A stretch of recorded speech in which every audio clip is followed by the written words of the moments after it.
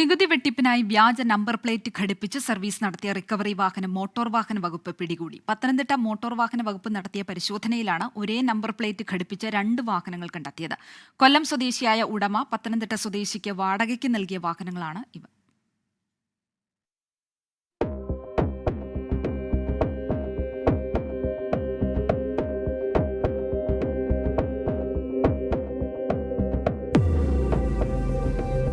ഇന്നലെ രാവിലെ മോട്ടോർ വാഹന വകുപ്പും എൻഫോഴ്സ്മെന്റ് സ്ക്വാഡും നടത്തിയ സംയുക്ത പരിശോധനയിലാണ് വാഹനങ്ങൾ പിടികൂടിയത്.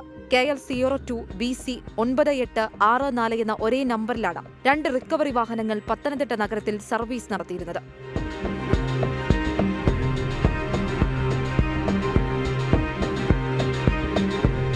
ഒരു വാഹനം പരിശോധിച്ച് സംശയം തോന്നിയതോടെയാണ് വ്യാജനെയും കണ്ടെത്തിയത്. ചേസ് നമ്പർ പരിശോധിച്ചപ്പോൾ 2019 വരെ മാത്രമേ വാഹനത്തിന് നികുതി അടച്ചിട്ടുള്ളൂവെന്ന് കണ്ടെത്തി. വ്യാജന്റെ യഥാർത്ഥ നമ്പറാകട്ടെ KL 02 BD 3963. 2 വാഹനങ്ങളും കൊല്ലം സ്വദേശിയായ ഒരാൾ പത്തനംതിട്ട സ്വദേശിക്ക് വാടകയ്ക്ക് നൽകിയതാണ്.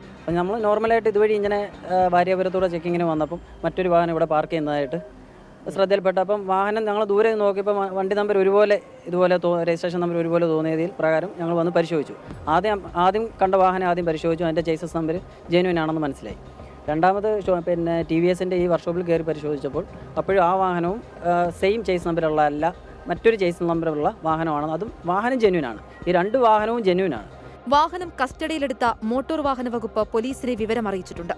വ്യാജ നമ്പർ പ്ലേറ്റ് നിർമ്മിച്ചതിനും നികുതി വെട്ടിപ്പിനും ഉടമയ്ക്കെതിരെ കേസെടുക്കുമെന്ന് അറിയിച്ചു. 24 പത്തനംതിട്ട.